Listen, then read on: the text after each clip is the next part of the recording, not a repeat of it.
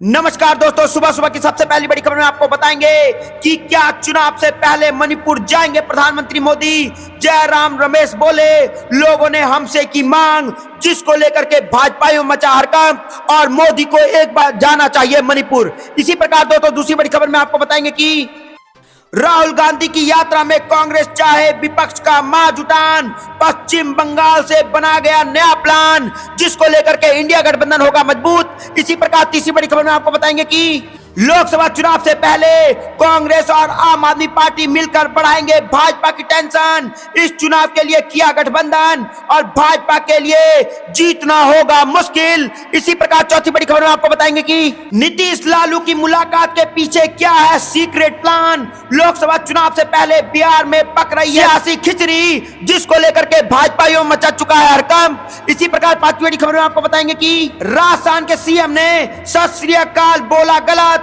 सिखों की सर्वोच्च संस्था हुई नाराज और कहा कि माफी मांगे मुख्यमंत्री भजन लाल शर्मा। जी हां दोस्तों, यहां पर भाजपा के मुख्यमंत्री, राजस्थान के मुख्यमंत्री जो भजन लाल शर्मा है, वो बुरी तरीके से फंस चुके हैं और वो सत श्री अकाल भी सही से नहीं बोल पाए।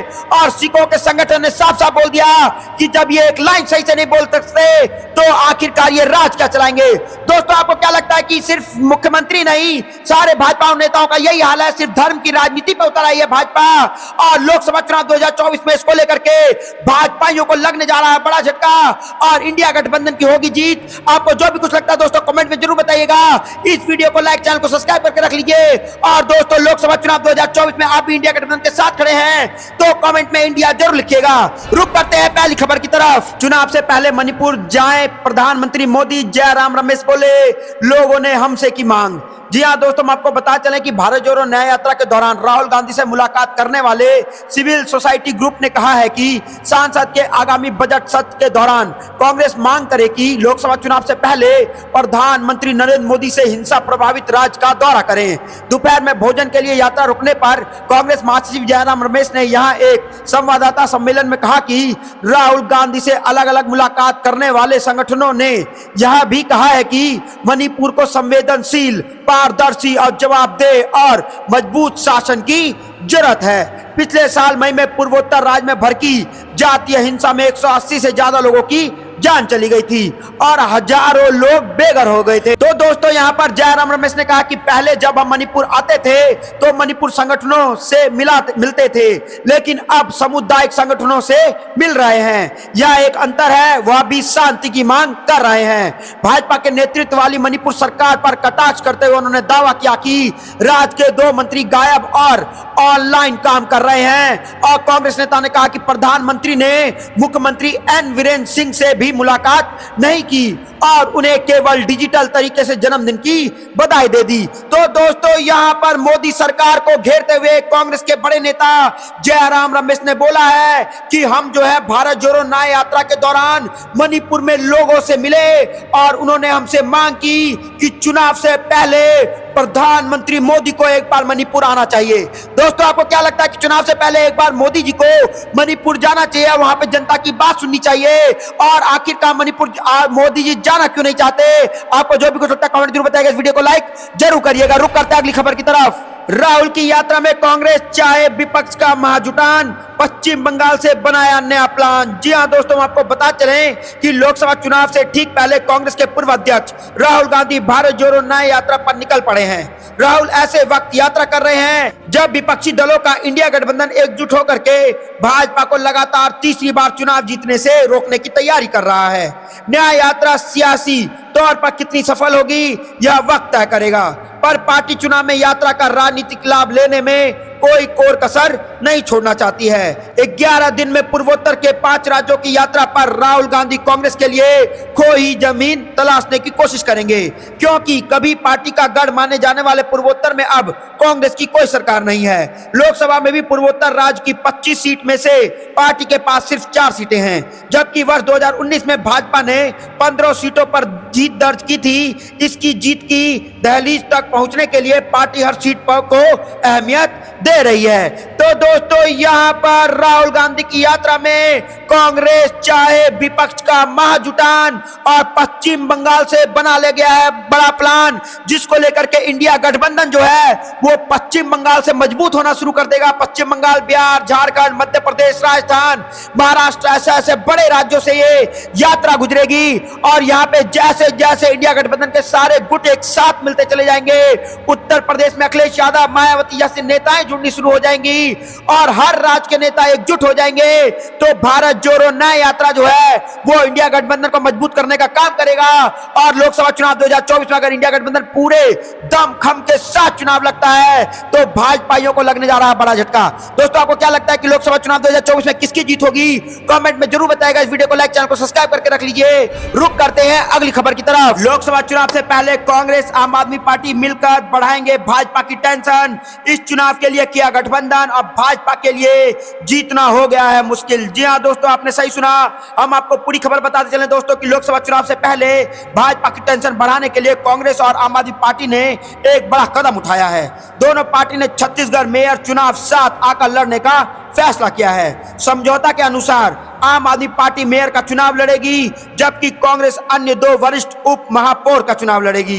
पीटीआई की रिपोर्ट के अनुसार वरिष्ठ कांग्रेस पवन बंसल ने सोमवार को घोषणा की कि कांग्रेस वरिष्ठ उप महापौर पदों के लिए अपने उम्मीदवार खड़े करेगी और आप और कांग्रेस ने पिछले महीने सीट बंटवारे के समीकरण तय करने में विफल रहने के बाद छत्तीसगढ़ में मेयर चुनाव के लिए अपने अपने उम्मीदवार की घोषणा की थी। पवन बंसल ने कहा कि लोकसभा के बाद में आने वाले हैं कि उससे पहले नगर निगम चुनाव होना है। हम उसी पर चर्चा कर रहे हैं और यह निर्णय लिया गया है कि आम आदमी पार्टी मेयर पद के लिए चुनाव लड़ेगी और कांग्रेस वरिष्ठ उप महापौर पद के लिए चुनाव लड़ेगी। उन्होंने कहा कि इस समझौते से यह होगा कि इंडिया ब्लॉक से हमारा उम्मीदवार अच्छे बहुमत से सफल होगा। उन्होंने कहा कि राष्ट्र मुद्दों पर हम जानते हैं कि कांग्रेस और आम आदमी पार्टी के विचार सहमति है और विभिन्न दलों के बीच बैठकें हुई हैं जिसमें सहमति बनी है। इस समय लोकतंत्र की भावनाओं को बचाने के लिए सभी को एक साथ आना होगा। तो दोस्तों यहाँ पर आम आदमी पार्टी द्वारा साफ साफ कह दिया गया है कि लोकतंत्र खतरे में है और लोकतंत्र को बचाने के लिए, लोकतंत्र को और संविधान को सुरक्षित रखने के लिए इंडिया गठबंधन को एक साथ आना होगा और इंडिया गठबंधन एकजुट होकर के लड़ना होगा और लोकसभा में भाजपा को हराना होगा।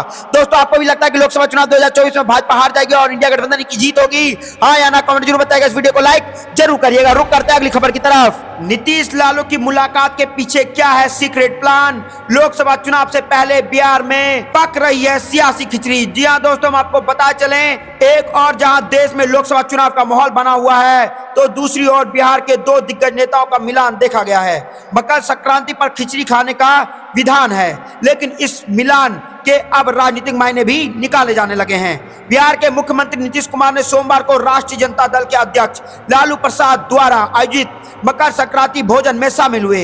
इसी के साथ प्रदेश में सत्तारूढ़ महागठबंधन में शामिल दोनों प्रतिद्वंदी के बीच किसी तरह की खटास की अटकलों को भी खारिज कर दिया गया है। इस अवसर पर पत्रकारों के साथ संक्षिप्त बातचीत में लालू प्रसाद यादव के छोटे बेटे और उनके राजनीतिक उत्तराधिकारी माने जाने वाले राज्य के उप मुख्यमंत्री तेजस्वी प्रसाद यादव ने नीतीश की उपस्थिति पर खुशी जताई है। उन्होंने कहा कि हम माननीय मुख्यमंत्री के घर आने में खुश हैं। हम लंबे समय से लोगों को दही, चूरा, तिल से बनी चीजें और कद्दू की सब्जी का भोजन देते आ रहे हैं। मंत्रिमंडल में अन्य सहयोगी भी शामिल हो रहे हैं। हम उन सभी का स्वागत करते हैं। युवा राजद नेता ने राज्य में विपक्षी भारतीय जनता पार्टी पर हमला करते हुए कहा, जब से लालू जी और नीतीश जी के हाथ मिलाया है भाजपा डर गई है। साथ ही में हम एक ऐसी सरकार चला रहे हैं जिसने बड़े पैमाने पर रोजगार सृजन के अपने वादों को पूरा किया है। ऐसे में इस पर किसी भी राष्ट्रीयकरण की आवश्यकता नहीं है। तरह तरह की बातें की जा रही है। तो दोस्तों यहाँ पर मोदी सरकार को चेतावनी देते हुए साफ साफ तेजस्वी प्रसाद यादव ने कहा है कि जब से नीतीश कुमार और लालू जी ने हाथ मिलाया है तब से बिहार में भाजपा की नींद उड़ गई है। दोस्तों आपको क्या लगता है कि लोकसभा वाली 40 लोकसभा वाली सीट बिहार जिसमें लालू प्रसाद और नीतीश कुमार एक साथ खड़े हैं उसमें भाजपा के साथ एक भी सीट नहीं जीत पाएगी? भाजपा को लगने जा रहा बड़ा झटका। आपको जो भी कुछ लगता है कमेंट जरूर बताइएगा। इस वीडियो को लाइक जरूर करिएगा। रुक करते हैं अगली खबर की तरफ।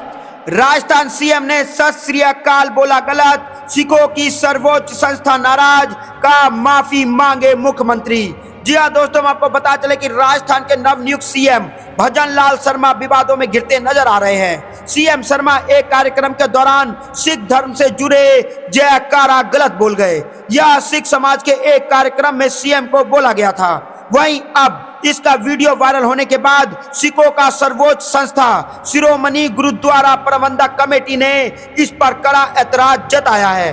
वीडियो में देखा जा सकता है कि राजस्थान के सीएम के गलत बोलने पर उन्हें पीछे से किसी सिख व्यक्ति ने टोका भी और इस दौरान कुछ लोग पीछे से ठहाके लगाते हुए भी सुनाई दे रहे हैं। दरअसल राजस्थान सीएम भजन लाल के सत श्री अकाल को गलत तरीके से बोले जाने और इस दौरान लगे ठहाकों के मामले पर अमृतसर से शिरोमणि गुरुद्वारा प्रबंधक कमेटी के मेंबर और पूर्व जनरल सेक्रेटरी गुरुचरण सिंह गेरवाल ने कड़ा ऐतराज जताया है। उन्होंने कहा कि सीएम राजस्थान भजन लाल शर्मा अगर जयकारा लगाने भूल जाओगे तो देश को कैसे बचा पाओगे।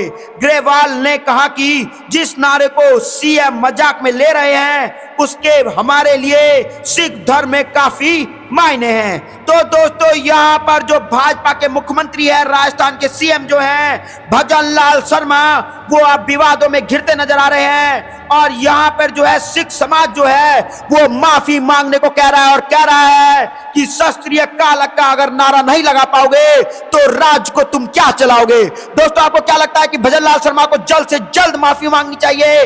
आखिरकार उन्होंने नारा गलत लगाया कैसे, और वो भी ये धर्म से जुड़ा नारा है। आपको जो भी कुछ लगता है कमेंट जरूर बताइएगा। इस वीडियो को लाइक जरूर करिएगा। रुक करते हैं अगली खबर की तरफ। पिछड़ों, दलितों और अल्पसंख्यक युवाओं का स्टेटस खराब करने के लिए लाई गई अग्निवीर योजना, अखिलेश यादव का बड़ा हमला। जी हां दोस्तों, हम आपको बता चलें कि समाजवादी पार्टी के अध्यक्ष अखिलेश यादव ने कहा कि अग्निवीर योजना ने नौजवानों का भविष्य खराब कर दिया है। अग्निवीर व्यवस्था जानबूझकर लाई गई है ताकि पिछड़े, दलित और अल्पसंख्यकों का स्टेटस फौज में भर्ती होने के बाद बेहतर ना बन सके। 4 साल की फौज की नौकरी कौन नौजवान करना चाहेगा? नौजवानों को भाजपा को वोट नहीं देना चाहिए। समाजवादी पार्टी अग्निवीर योजना के पक्ष में नहीं है। वह पहले जैसी भर्ती की पक्षधर है जिसमें नौजवानों को पूरी नौकरी और पेंशन मिलती थी। नेताजी ने शहीदों को जो सम्मान दिया था वह सम्मान अग्निवीरों को नहीं मिल रहा है।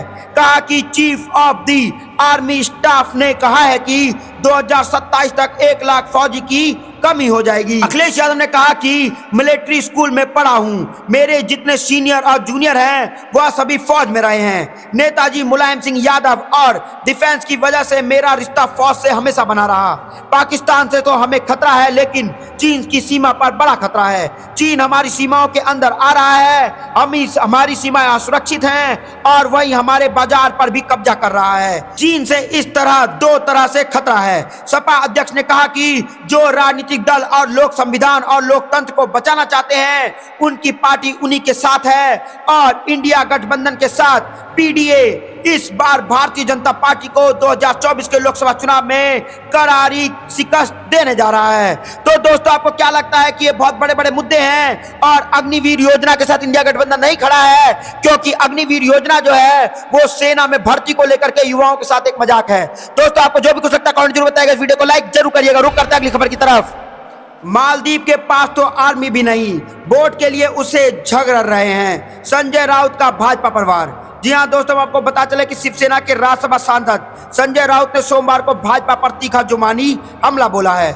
उनके प्रधानमंत्री मोदी पर राजनीतिक फायदे के लिए मालदीव के साथ झगड़ा करने का आरोप लगाया है। उन्होंने कहा कि पाकिस्तान के साथ लड़ाई का मुद्दा खत्म हो गया है, तो भाजपा की सरकार लोकसभा चुनाव से पहले मालदीव के साथ झगड़ा कर रही है, जिसके पास खुद की आर्मी और पुलिस फोर्स भी नहीं है। मालदीव के साथ संघर्ष बढ़ाएंगे और चुनाव में उस नाम पर वोट मांगेंगे वह चीन में घुस गए हैं। मणिपुर में भारत जोड़ो न्याय यात्रा के दौरान भाजपा को लेकर के राहुल गांधी के बयान का बचाव करते हुए संजय राउत ने कहा कि राजनीति की बात नहीं होती तो क्या प्रधानमंत्री मोदी लक्षद्वीप जाते 1 सीट का हिसाब करने के लिए, लेकिन 1.5 साल हो गया है।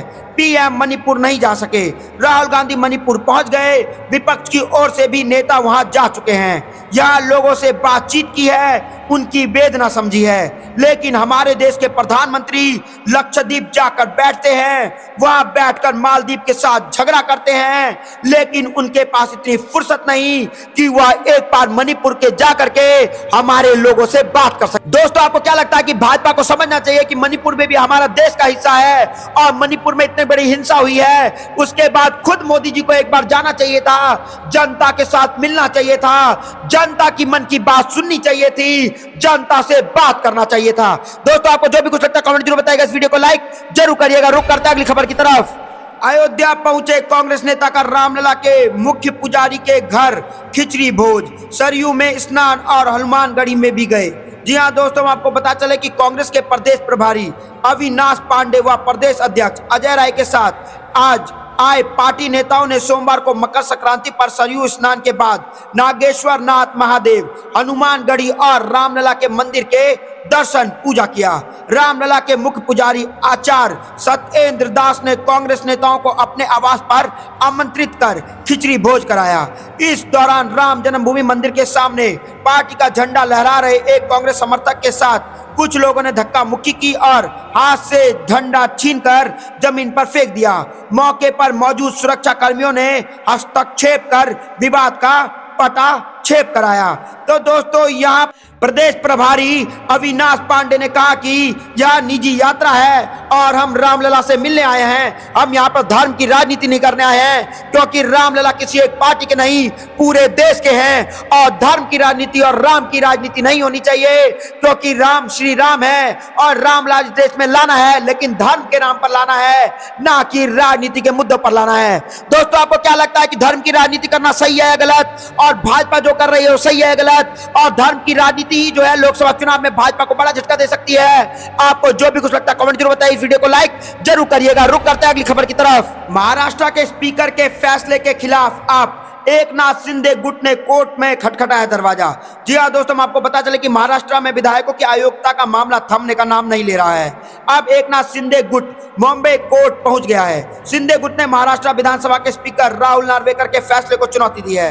विधायकों की अयोग्यता की याचिका को खारिज करने के लिए शिंदे गुट ने मुंबई हाईकोर्ट में याचिका दायर कराया है। एकनाथ शिंदे की शिवसेना ने राहुल नार्वेकर के फैसले को मुंबई हाईकोर्ट में सोमवार को चुनौती दी है। वहीं उद्धव ठाकरे गुट में सुप्रीम कोर्ट का दरवाजा खटखटाया है। दरअसल उद्धव ठाकरे गुट और शिंदे गुट पर पिछले दिनों महाराष्ट्र विधानसभा चुनाव के स्पीकर राहुल नार्वेकर ने कहा था कि एकनाथ शिंदे की शिवसेना ही असली शिवसेना है। राहुल नार्वेकर ने चुनाव आयोग के फैसले के आधार पर शिंदे की शिवसेना को असली शिवसेना माना है। बता दें कि चुनाव आयोग ने शिंदे गुट को असली शिवसेना बताया है, उसी आधार पर राहुल नार्वेकर ने फैसला सुनाया है। नार्वेकर ने कहा कि शिंदे सहित सत्तारूढ़ खेमे के 16 विधायकों को अयोग्य ठहराने की ठाकरे गुट की याचिका को खारिज किया जाता है। तो दोस्तों, यहाँ पर बड़ी खबर आ रही है कि महाराष्ट्र के स्पीकर के फैसले के खिलाफ अब खुद जो है एकनाथ शिंदे गुट के लोग जो है वो कोर्ट पहुंच चुके हैं और कोर्ट का जो है गेट खटखटाया है और साफ साफ इंसाफ मांगने की बात कही है। दोस्तों, आपको क्या लगता है कि भाजपा ने जो महाराष्ट्र में सरकार बनाई है, खरीद फरोख्त करके सरकार बनाई है, राजनीति पार्टी को तोड़ करके सरकार बनाई है, यह एक लोकतंत्र की हत्या है और यह संविधान के खिलाफ है। ऐसे खरीद के अगर आप सरकार बनाओगे तो आप किसी भी राज्य में जो है वो सुरक्षित सरकार नहीं चला पाओगे, व्यवस्थित सरकार नहीं चला पाओगे, और यह लोकतंत्र के लिए सबसे बड़ा खतरा है। दोस्तों, आपको जो भी कुछ लगता है कमेंट जरूर बताइएगा। इस वीडियो को लाइक जरूर करिएगा। रुक करते हैं अगली खबर की तरफ। सभी पार्टियों को भाजपा के खिलाफ एक साथ आना चाहिए। लोकसभा में बीएसपी के अकेले लड़ने पर कांग्रेस नेता प्रमोद तिवारी का बयान। जी हां दोस्तों, आपको पता चले कि बीएसपी अध्यक्ष मायावती ने 2024 का लोकसभा चुनाव अकेले लड़ने की घोषणा के बाद कांग्रेस नेता प्रमोद तिवारी ने सोमवार को कहा कि भाजपा को हराने के लिए बीएसपी प्रमुख को वर्तमान राजनीतिक परिदृश्य को ध्यान में रखना चाहिए था। प्रमोद तिवारी ने कहा, बीएसपी प्रमुख मायावती ने चुनाव से पहले भारत गठबंधन में शामिल होने से इनकार कर दिया है। उन्होंने कहा था कि वह चुनाव के बाद गठबंधन करेंगी, लेकिन आज की राजनीतिक परिदृश्य ऐसा है कि सभी विपक्षी दलों को भाजपा के खिलाफ लड़ने के लिए एक साथ आना चाहिए था। उन्होंने कहा कि भाजपा को 2019 के लोकसभा चुनाव में सिर्फ 37.8% वोट मिले थे। अगर बाकी 62% वोट एकजुट हो जाते हैं तो हम भाजपा को 100 सीटों पर सीमित कर सकते हैं। जरूरत इस बात की थी कि हम सब मिलकर चुनाव लड़ते। हालांकि चुनाव के बाद जब हम सरकार बनाएंगे तो उस समय की परिस्थितियों के आधार पर उस गठबंधन में स्वागत किया जाएगा।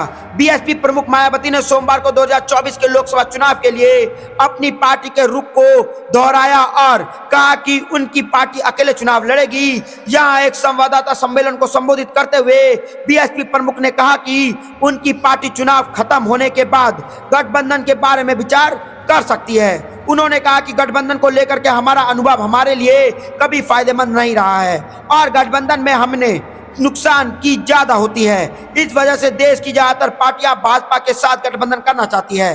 चुनाव के बाद गठबंधन पर विचार किया जा सकता है। चुनाव के बाद भाजपा अपना समर्थन दे सकती है, लेकिन हमारी पार्टी अकेले चुनाव लड़ेगी।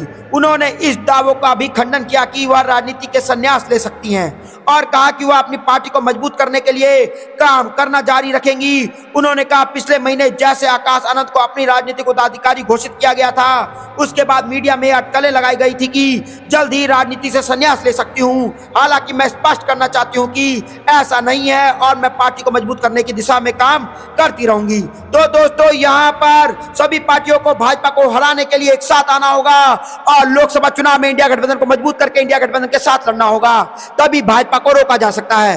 दोस्तों, आपको क्या लगता है कि लोकसभा चुनाव 2024 में इंडिया वर्सेस इंडिया किसकी सरकार होगी? कमेंट में जरूर बताइएगा। और आप भी अगर लोकसभा चुनाव 2024 में इंडिया गठबंधन के साथ खड़े हैं तो कमेंट में इंडिया जरूर लिखिएगा। जय हिंद, जय भारत।